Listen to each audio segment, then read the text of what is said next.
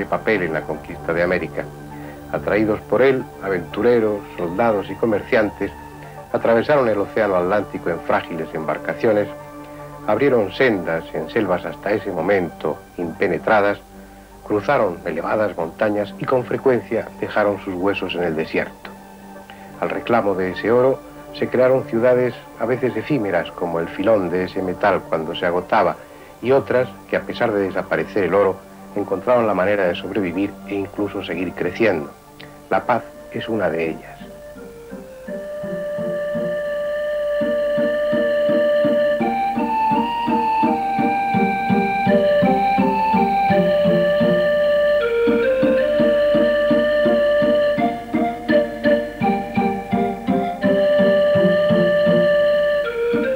Encerrada en una especie de olla 450 metros por debajo del altiplano y pese a ello edificada a más de 3.630 metros de altitud, la que hoy es la capital de Bolivia lleva 4 siglos y medio existiendo, trepando por las laderas y extendiéndose en la única dirección posible, hacia el sureste.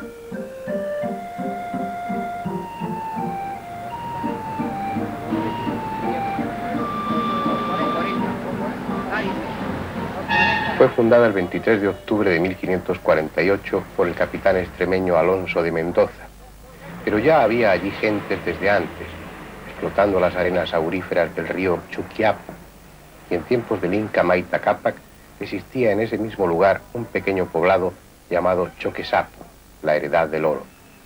Han pasado muchos años, lo suficientes para que el oro, ya escaso, haya dejado sitio a otras industrias y aquella pequeña población se convierta en capital del Estado.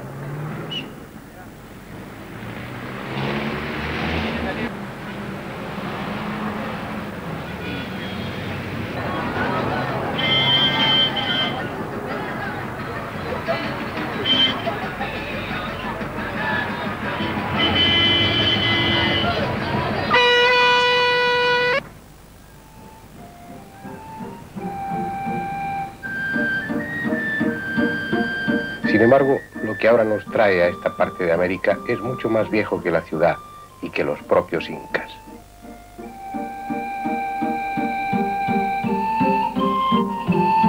Algo tan viejo como extraño.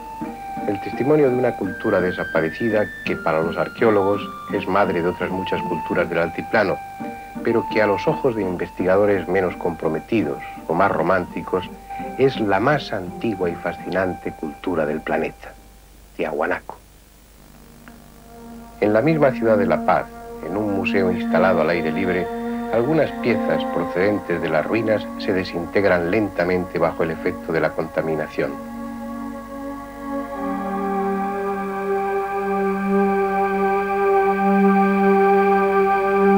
Son el anticipo de lo que el viajero encontrará varias decenas de kilómetros más allá, en las vastas soledades del altiplano boliviano.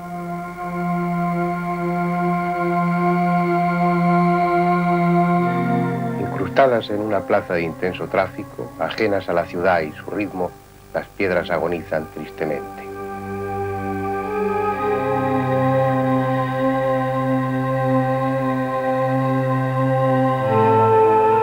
Dicen que el monolito Bennett, esta escultura descubierta por el arqueólogo norteamericano en Tiahuanaco, llora cada noche añorando su antiguo emplazamiento y van a llevarla de nuevo a las ruinas.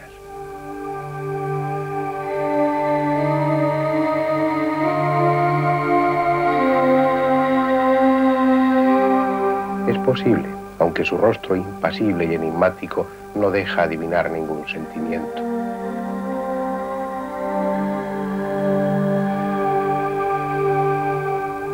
Como otras esculturas de Tiahuanaco, a nadie recuerda, a nadie se parece. Probablemente porque representan a seres míticos que ya eran leyenda cuando Tiahuanaco fue edificado. No son reyes ni guerreros, son los viejos dioses del altiplano. Otras figuras comparten el reducido espacio del museo, algunas apenas insinuadas en la roca y otras tan deterioradas que ya no es posible imaginar qué representan. Las hay de aire primitivo y distante, como si procedieran del más lejano pasado, pero trabajadas con tal perfección, con tan rotundo dominio de la piedra, que uno piensa si no poseyeron técnicas que las culturas posteriores olvidaron.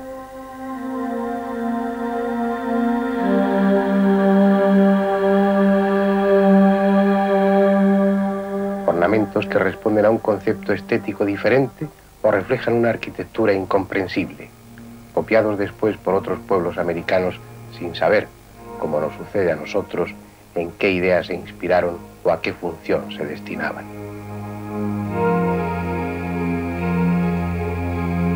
Pero Tiahuanaco es mucho más que lo exhibido en ese pequeño museo de la Plaza Tejada Sorzano de La Paz. Tiahuanaco es el punto en el que convergen los más inquietantes misterios americanos. El lugar donde dicen que Dios creó al hombre. El lugar donde el mítico, el legendario dios Viracocha descendió a este planeta.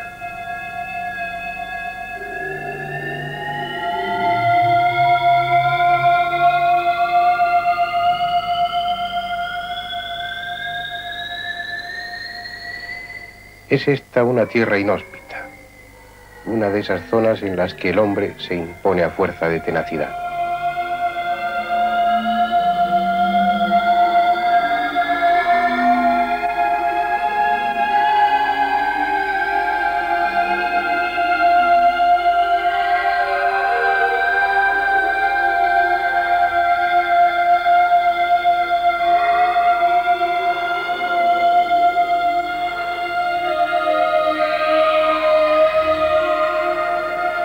A 4.000 metros de altura el oxígeno es escaso y las plantas apenas prosperan.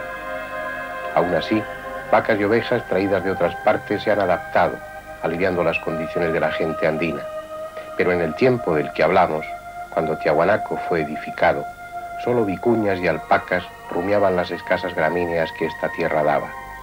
A pesar de todo, se gestó una cultura que levantó en honor de sus dioses un prodigioso santuario.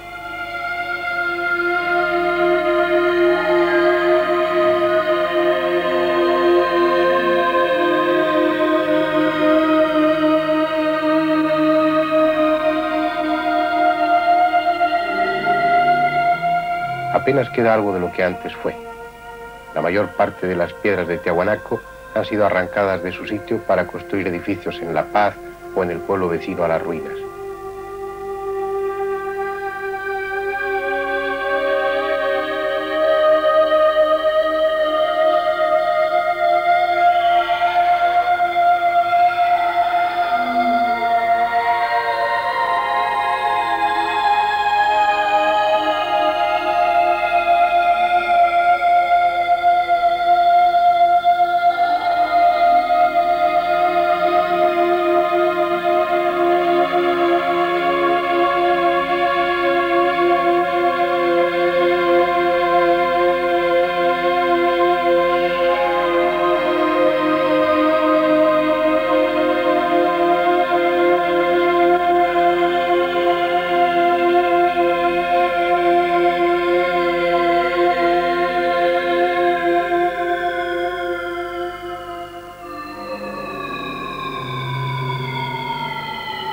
Incluso se dinamitaron para cimentar con ellas las vías del cercano ferrocarril.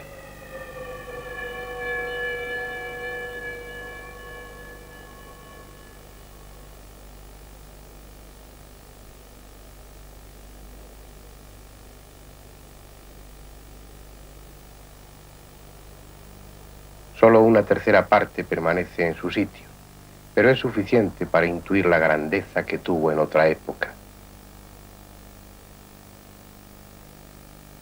Este es el templete semisubterráneo.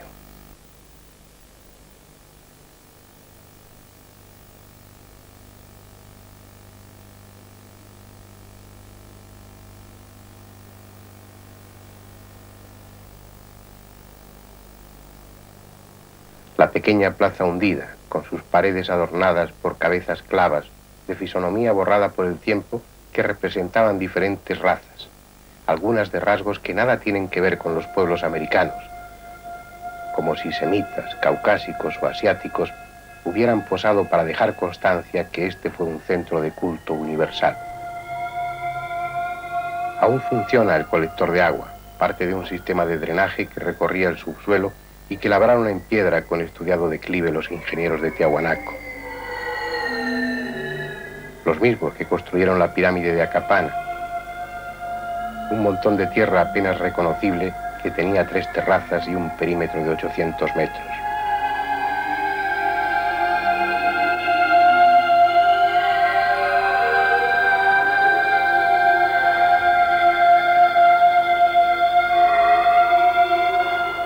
Arriba, un foso irregular es lo que queda del estanque donde los astrónomos sacerdotes observaban el cielo líquido.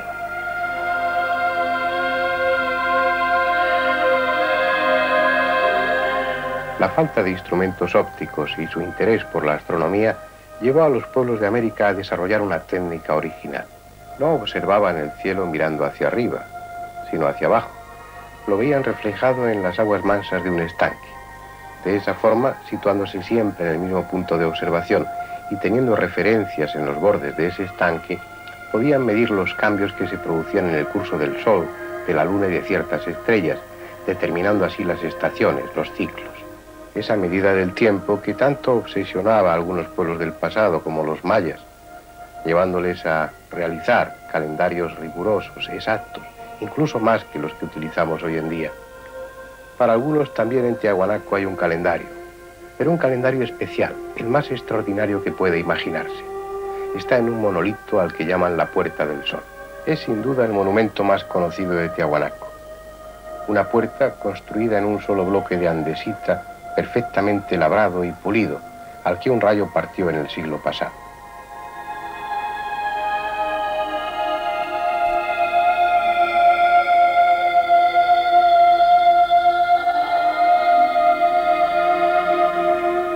...4 metros de ancho, 3 de altura y casi 1 de espesor, alrededor de 12 toneladas de peso. Un trabajo impresionante cuya finalidad desconocemos. Pero es su parte superior la que más conjeturas ha provocado. Un friso en el que nada está claro, en el que hay presente un simbolismo que nadie ha descifrado.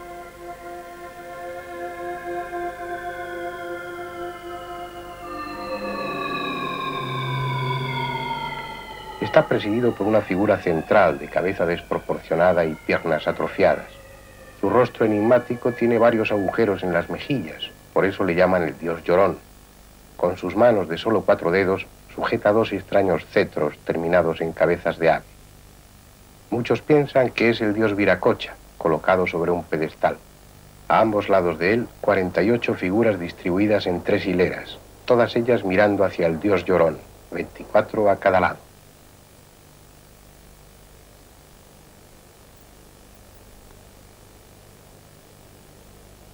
Las hileras superior e inferior son de hombres alados cubiertos con una corona.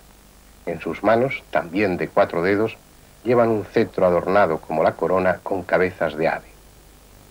La hilera central es parecida, pero no son hombres, sino pájaros, aunque de extremidades humanas, y sus cetros son también distintos. Abajo del todo, en la parte inferior del friso, hay otra hilera de figuras en las que predominan cabezas radiantes, posiblemente el sol, y en los extremos 2 pequeñas figuras llamadas los trompeteros.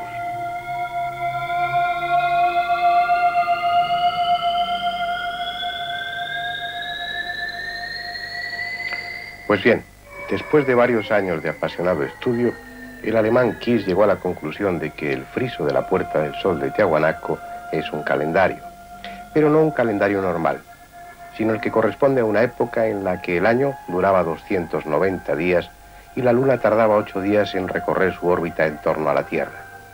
Si Kiss tiene razón, ese calendario se ajusta a unas condiciones que imperaban en este planeta hace 100 millones de años. Otros investigadores, los rusos Zhikov y Kazantsev, han estudiado también el friso de la Puerta del Sol, coincidiendo en que se trata de un calendario de características similares al descrito por Kiss, pero no ajustado al ciclo de la Tierra, sino al de Venus, y con una antigüedad más modesta, unos 15.000 años. Probablemente son conclusiones disparatadas, pero reflejan la fascinación que Tiahuanaco ejerce sobre el hombre de hoy, la atmósfera de irrealidad, de extrañeza que rodea a las ruinas. Parecen los restos de una humanidad distinta a la nuestra, de una cultura ajena, muy lejana en el tiempo, con una estética y un pensamiento diferentes. Y hay lugar para cualquier fantasía, porque lo cierto es que lo ignoramos casi todo sobre el origen de Tiahuanaco y los conocimientos que allí se manejaron. No sabemos siquiera su antigüedad. Para la arqueología oficial, la primera etapa cultural de Tiahuanaco corresponde al año 237 a.C. Y las dataciones efectuadas con el carbono 14 se agrupan precisamente en torno a esa fecha, el 237 a.C. y el 1050 después de Cristo. Sin embargo, eso es cierto solo a medias. Ese mismo método, aplicado al material orgánico obtenido en otras catas, en otros sondeos, efectuados en el mismo lugar, da una fecha comprendida entre el 1700 y el 1500 a.C. Solo que por ser una fecha demasiado antigua, que no se ajusta al concepto que se tiene sobre las culturas andinas, se considera aberrante y no se menciona en los textos. Admitir que Tiahuanaco es varios siglos más viejo que la tumba de Tutankamón plantearía muchos problemas a los arqueólogos e historiadores.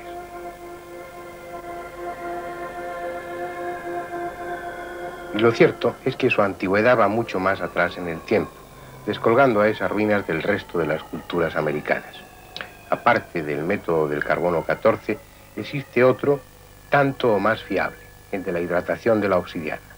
Fue difundido por Friedman y Smith en 1960 y se basa en la propiedad que tiene la obsidiana, este vidrio volcánico, de hidratarse superficialmente a partir del momento en el que es tallado.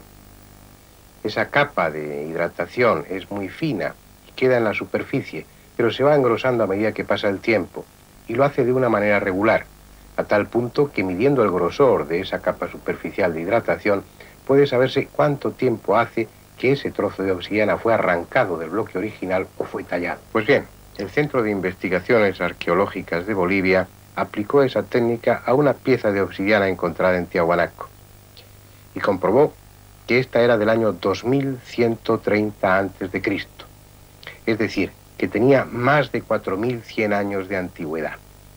Eso es algo que desconcierta, que desbarata esos esquemas en los que se pretenden encajar las culturas americanas. Sin embargo, es incuestionable.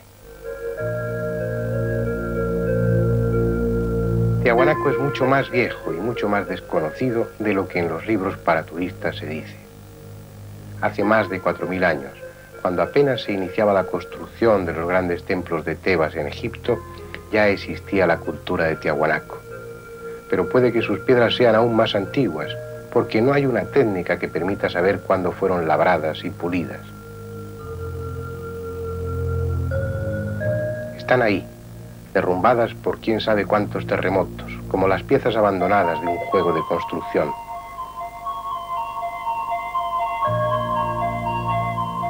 Tienen talladas pequeñas ventanas, puertas, nichos cuya función no entendemos. Parece que se tratara de maquetas o bocetos labrados en la piedra en lugar de ser dibujados sobre un papel.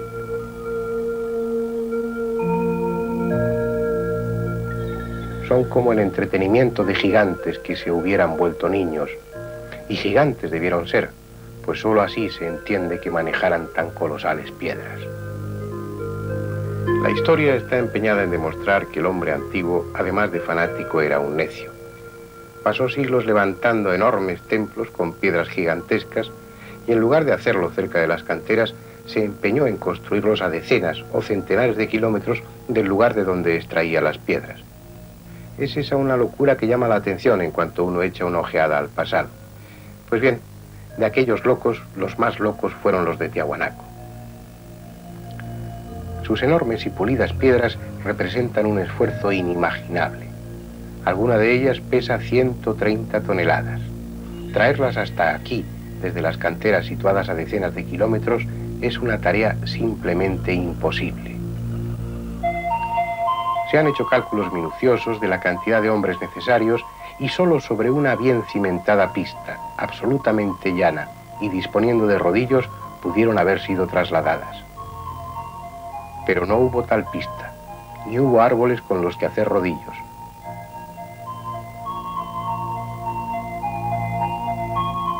Por no haber, no hubo ni cuerda. Solo pudieron haber utilizado tiras trenzadas de piel de camélido. Cualquier explicación pretendidamente racional que se ha dado es un puro desatino. No hay forma de justificar la presencia en Tiahuanaco de piedras como estas. Sin embargo, ahí están, desafiando a nuestra imaginación.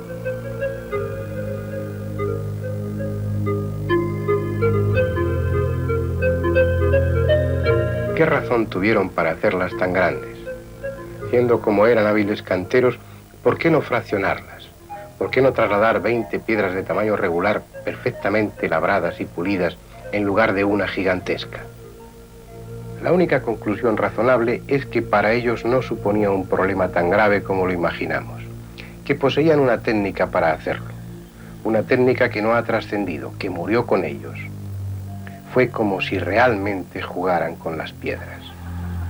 Tallaron en ellas cajas para colocar grapas de cobre o de bronce que las mantuvieran unidas entre sí, exactamente igual que hicieron los egipcios en Karná, o las perforaron en diferentes formas para amarrarlas con alambre.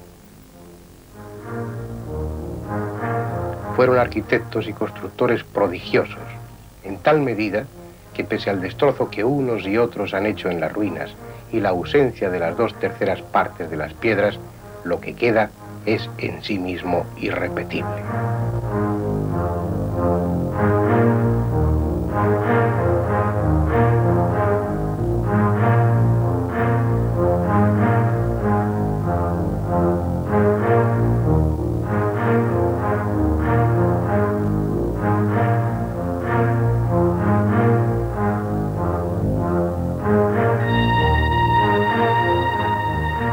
¿Quiénes eran?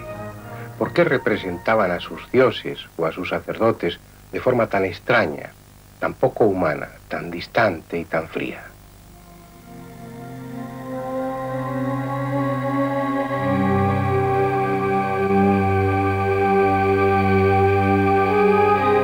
Un detalle en una de sus esculturas, la que llaman Monolito Ponce, nos dice que también fueron escultores sensacionales. Solo así puede calificarse a quienes con trazo tan suave insinuaron los omóplatos de la estatua.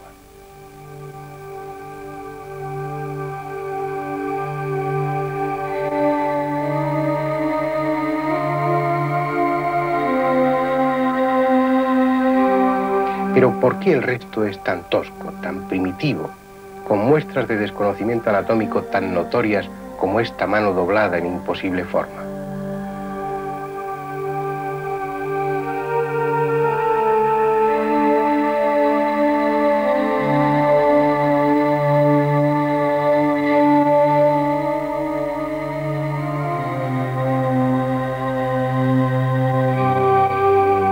¿O no es un error y tiene un significado que no sabemos descifrar? Esos rostros de ojos y bocas rectangulares son mudos, guardan silencio desde hace milenios, estimulando así la fantasía de los románticos, de los soñadores, suscitando hipótesis fantásticas que al final puede que no lo sean tanto.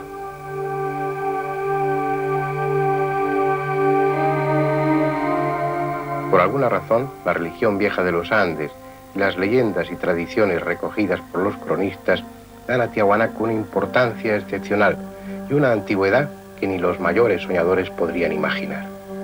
Dicen que fue aquí, en Tiahuanaco, donde un día, cuando no había sol, ni luna, ni estrellas, el dios Viracocha vino a crear al hombre. Lo hizo en varias formas, hasta gigantes disformes en grandeza, pero resultaron bocetos imperfectos y al fin se decidió por hacer al hombre a imagen y semejanza suya. Fue cuando el cielo estaba cubierto por espesas nubes y ninguna luz llegaba a la tierra, en los tiempos en que la anterior humanidad había desaparecido tras el último diluvio, el Uno Pachacuti.